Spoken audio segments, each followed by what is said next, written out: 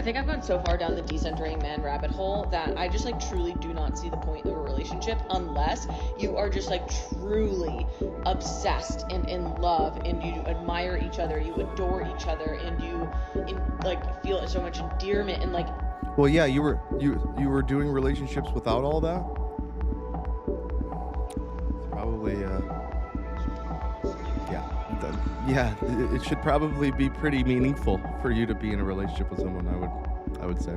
Unless it's that, why are we doing this? And so many people are just settling to be in a relationship because our world is so relationship and romance focused. It is the axle on which so many of our lives operate, especially. Well, yeah, it is the primary biological driver for the propagation of the human species. It is the reason that we are here. Especially women. We are grown up with these bullshit fairy tales and all the princess bullshit, and you need a man, and you're going to be a great mom someday, and all of this bullshit, right? So. No. It's not bullshit to want a man and to want to be a good mom. We are just like wrapped up in this tornado that is being obsessed with romance and with. It's not romance. It's only romance if you romanticize it. To bond and to connect is the primary biological driver. It's a biological imperative that we have. I mean, I think you're sad. That comes being obsessed with men and the male validation. Now, I think when it comes. No, it shouldn't be about male validation. It should be about bonding. To decentering men, I think men actually have to decenter men too. They're not obsessed with men need to decenter men romance, but they are obsessed with male validation. What? The problem that most men have is that they are too obsessed with romance. They are too romantic. Straight up. They are too romantic. Like, that's not an overstatement. And they are punished by women for this. 1000%. It's a social thing. But when it comes to decentering, I truly do not see the point of a relationship unless you are like literally so obsessed and in love with each other. And something for me, I'm not interested in marriage and I'm not interested in children. So when you take those things off of the table, it's so thought-provoking and it just sparks curiosity around how do these men view me, because now we don't view the you. only value I bring into their life is genuine presence. No, sex only. Like, your genuine presence isn't doing you. It's not what we want. We don't want your genuine presence. When we seek a female, when we seek a woman to spend our time with and to pour our energy into and to invest in, it is not for your fucking presence. It is to build something. It is to build a fucking family. It is to make babies. Like, bitch, you're fucking lost.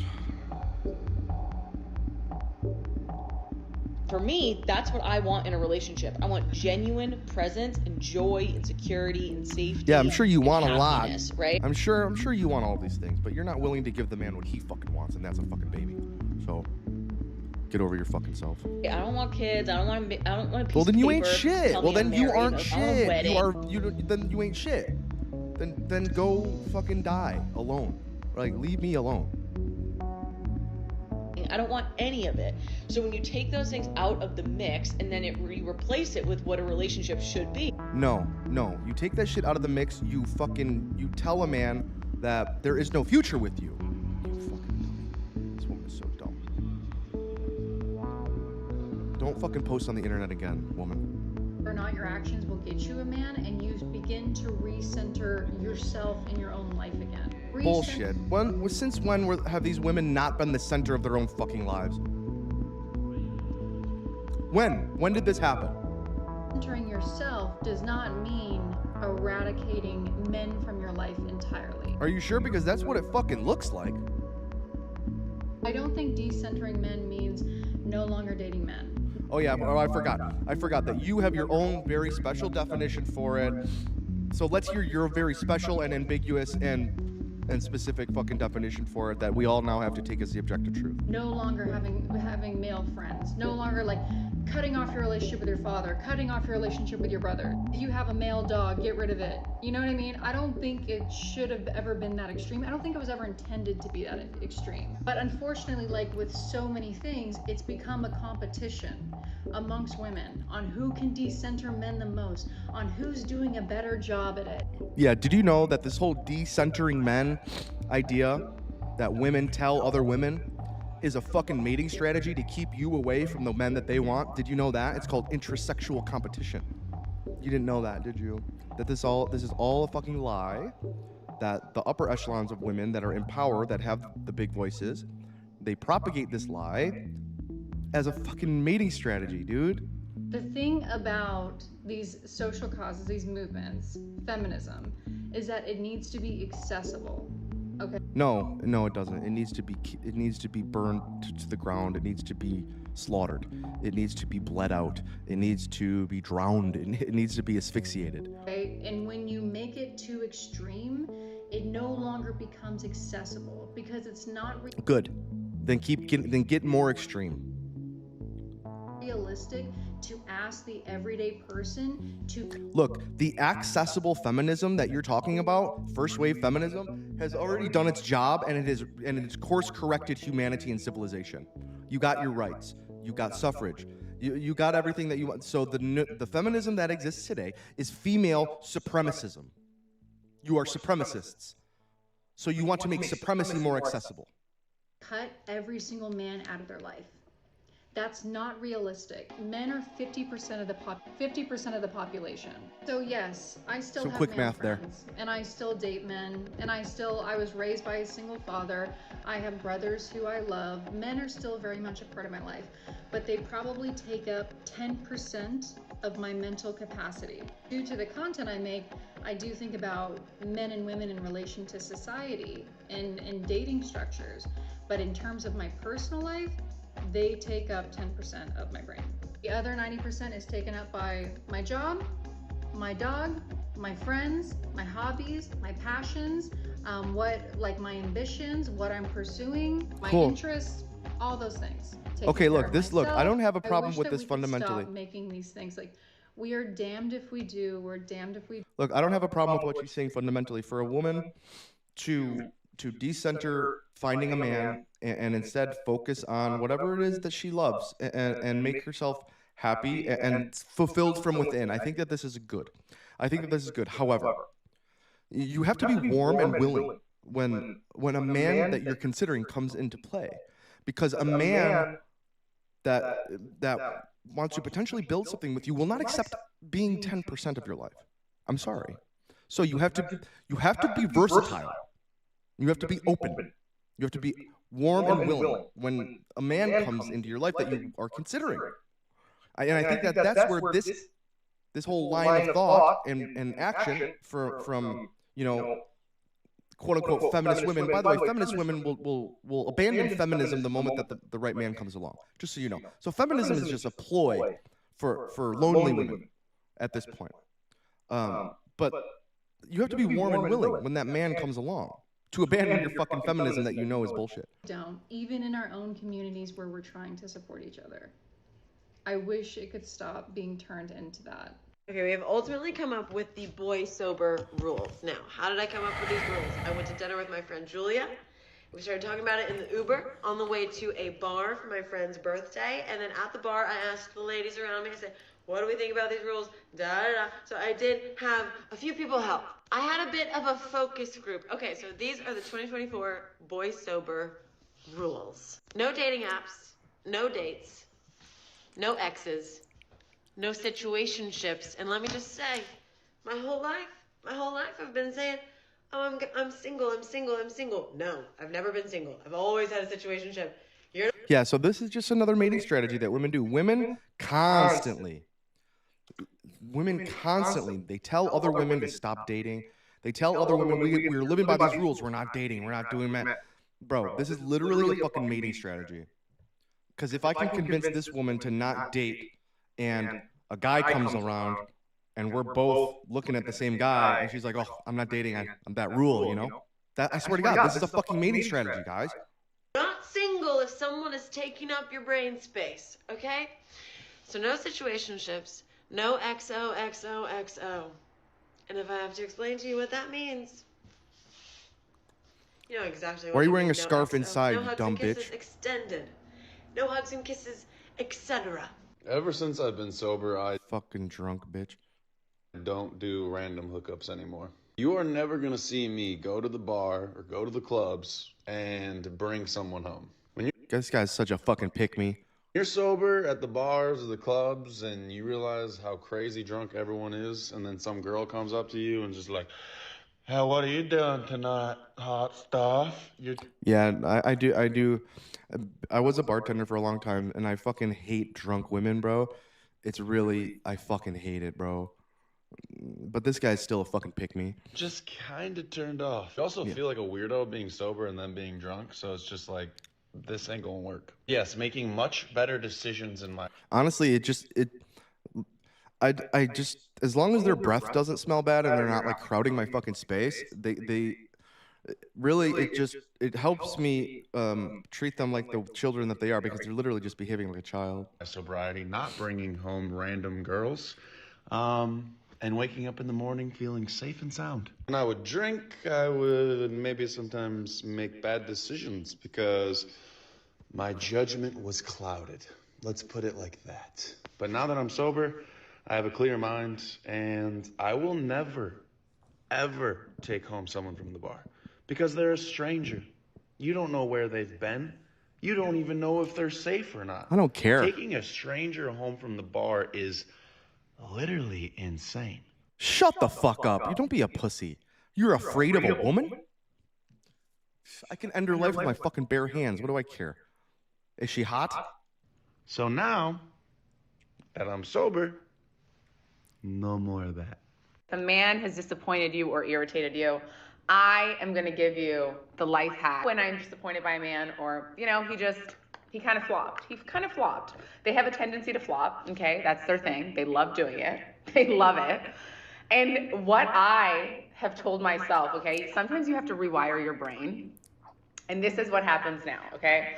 When a man disappoints me or lets me down, I don't get upset anymore. I don't get mad. Like, that's on him. He wanted to do it. That's his vibe. That's his prerogative. Like, go off, queen. I love that for you. Don't fucking call me that. Don't ever fucking call me that, bitch. Don't ever call me that. You're a bitch, but I'm not going to harbor any negativity towards that man. She just learned that word today, harbor. And I'm going to tell you why. I'm going to tell you why. Because like attracts like, okay? And I don't want that for me. So now all that happens is I just get hotter. I just get fucking hotter, okay? This is smart. This is a good strategy. Okay? So when I'm disappointed by a guy, I'm like, the glow up, This is good. This is smart. going to get 10 times hotter this week. I love this. This is amazing. And hopefully I get to reap the benefits of that. Hopefully you look really good for me. This is not bad. This is not a negative. Okay? You have to reframe that shit in your head. That's I don't right. get mad. Like, that's on him. He wanted to do it. That's his vibe. That's his prerogative. Like, go off, queen. I love that for you. You're a bitch. Beg you to choose me. Beg you to pick baby. I already won. Yeah. This shit is rigged in my favor. Oh, I like can't that. lose. I literally can't. I have pronoia. That's the opposite of paranoia. Paranoia is this irrational fear that everyone is out to get you and the world is conspiring against you. I have pronoia, which means I have this irrational belief that I'm destined to win and that the world is conspiring for my success. Lose. When you're hot and sexy and an angel in human form, like, you cannot lose. You just simply cannot lose. Okay. I like her. I like her. So this is the mindset that you need to have, and like, brainwash yourself a little bit too. Like, that's okay. Brainwash yourself. I don't give a fuck. Any of the haters want to come on this video and fucking tell me that I'm cocky. No, bitch. No, I'm I like confident. you. No, I like you. You are an angel. There's a fucking difference. Okay? But I don't like your spit bottle. You're chewing tobacco on a video? That's disgusting. Men will really go out of their way to disappoint you in the most out-of-pocket ways. Right before my birthday, a man that I was talking to messaged me and asked if he could send me flowers for my birthday. That's gross. Don't ever... What? Guys, you're asking if you can send flowers? That's the weakest thing that I've ever fucking... Look. If you're gonna send flowers, just send them. Don't ever ask a woman if you can do anything. Never ask a woman's permission to do anything, ever. And at first I'm like, oh my gosh, no, thank you so much. That's so sweet. You totally don't have to do that. And he's like, no, please, I would really love to do this for you. Oh my God, that's so gross, bro. Look, this guy that she's talking about, he asked to do it so that he could get this response, so that because he gets off by begging women. It's like a mechanism for him, bro. And like, I barely even think that he had any intention on sending the flowers. And we went back and forth. This is a sneaky fucker. This guy is a sneaky fucker. He just wanted delivery instructions for the flowers. So finally I gave it to him. And I was like, that's so nice. My birthday comes, the flowers do not. And I wasn't going to say anything, but because he made such a thing of it, unprompted, I was like, hey, the flowers never came. He goes, oh, I'm sorry, I forgot. And that's it. That's the story. For what?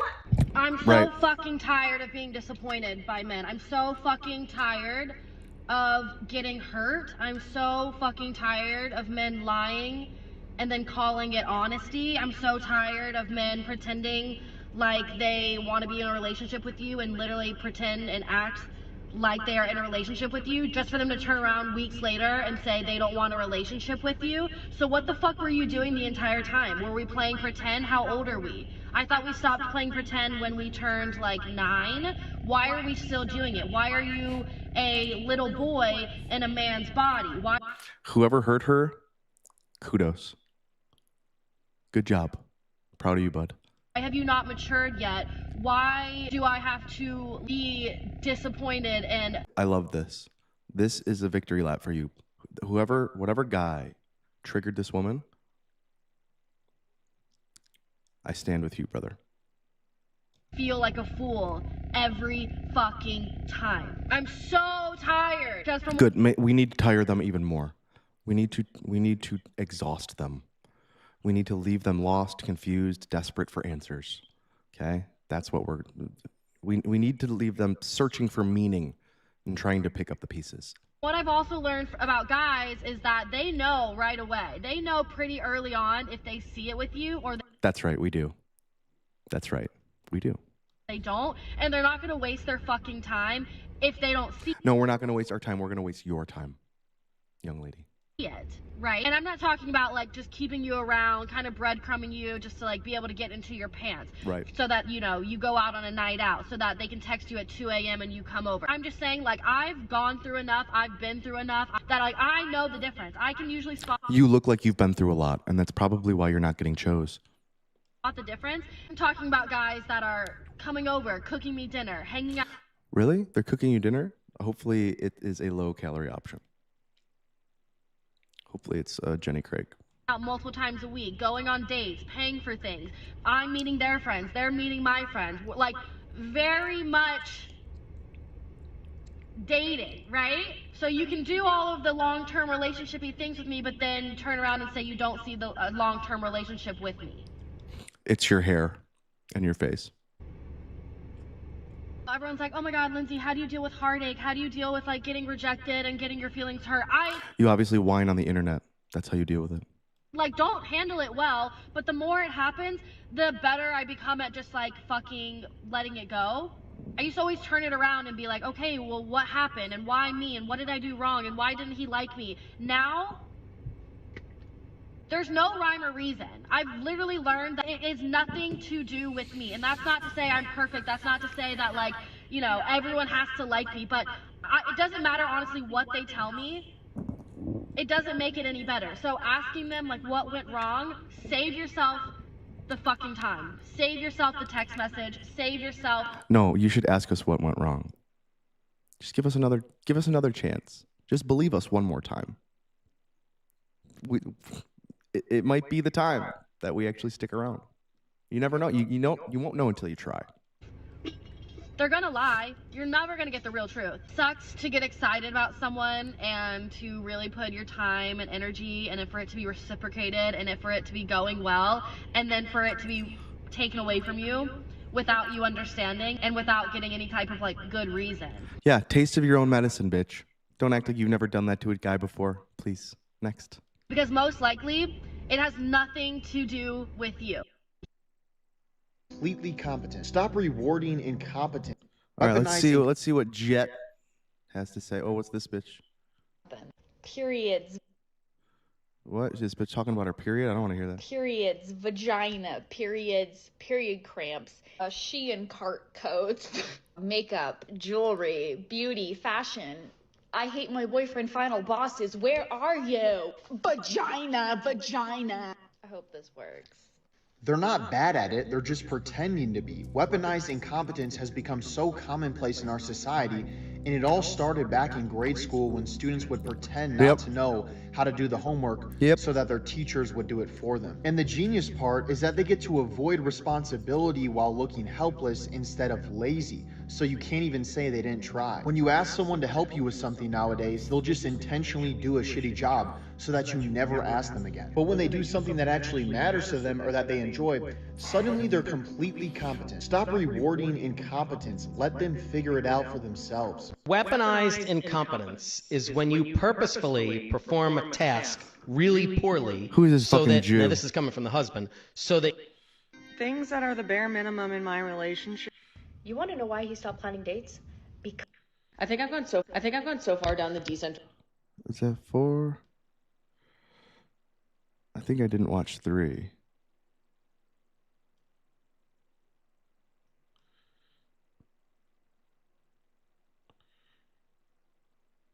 Things women do that will attract a low value man. Number one is acting too cool with everything. Acting like you're the cool girl, the chill girl, that is super low maintenance. All that's gonna attract is a man that's gonna do the bare minimum for you, if that. Men do not reward the girl that's really chill and low maintenance. They reward the girl that wants to be treated like a princess and are gonna treat her like a princess. You know, and if you act high maintenance and the guy runs the other way, it's You know, this is things kind of women true, do that will guys. attract a low value man. Number one,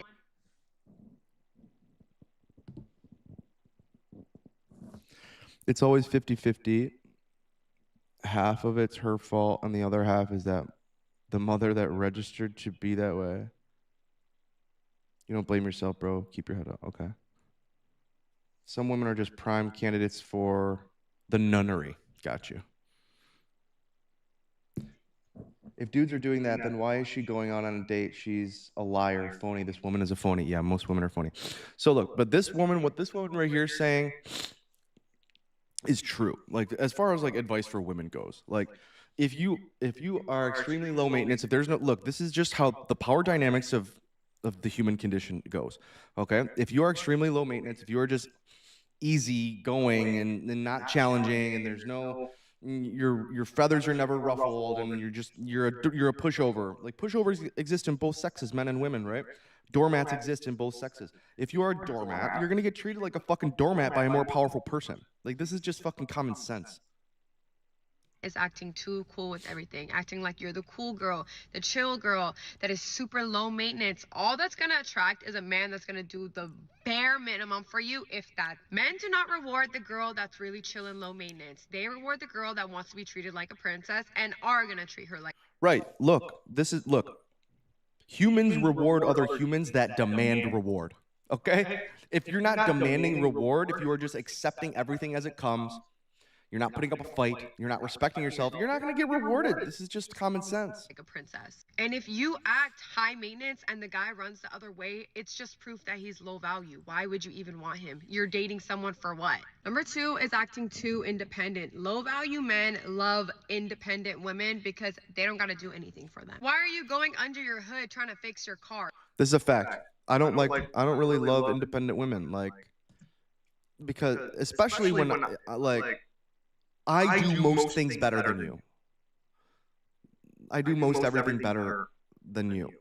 What are you trying to do this shit for? You're not going to do it right. You're going to ask me to do it after you fuck it up. But here's the thing. Women are extremely fucking stubborn.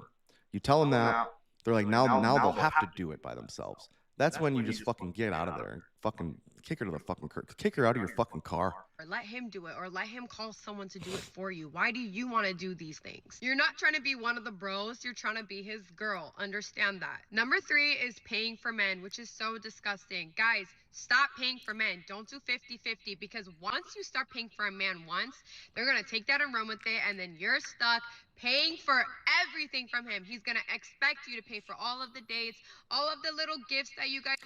Well, no, I'm not going to expect you to pay for everything. It's always value for value.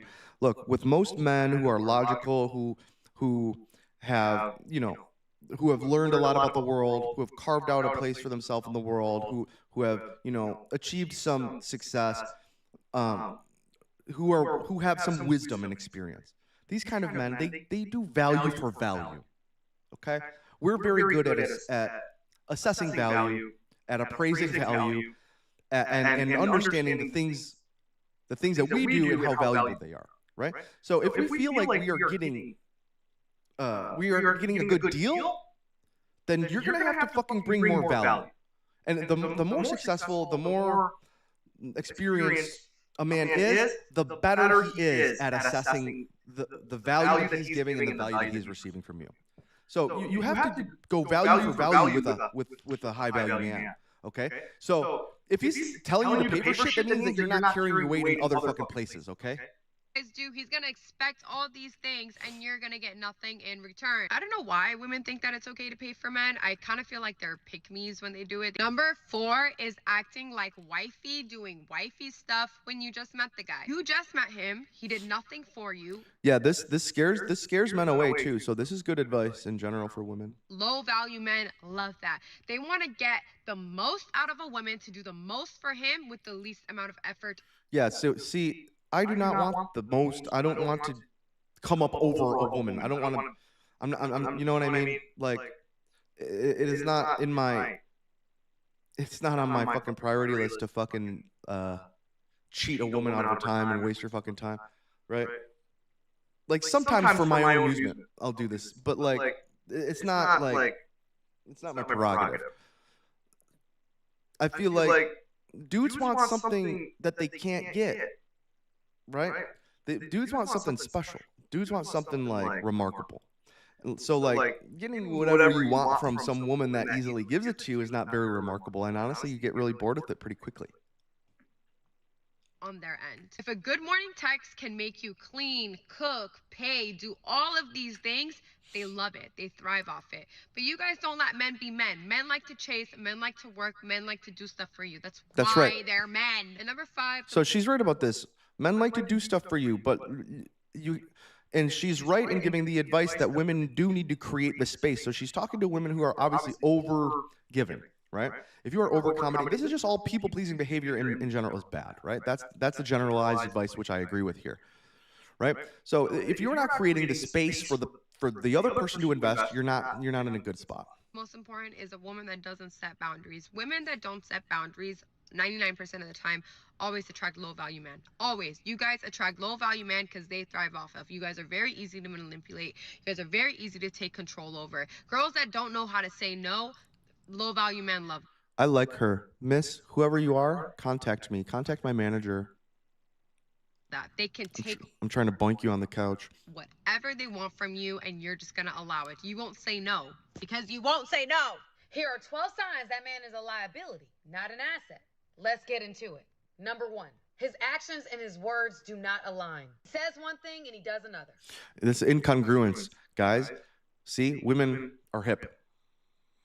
Number 2, highly attention-seeking. He is. Yeah, that's some bitch shit. Don't you don't need it to. See, this is why I tell men always ask yourself what is the purpose of this text when you send a text, because a lot of the times when the men send a text, the only purpose for that text is to get a little attention, and women notice this right off the bat.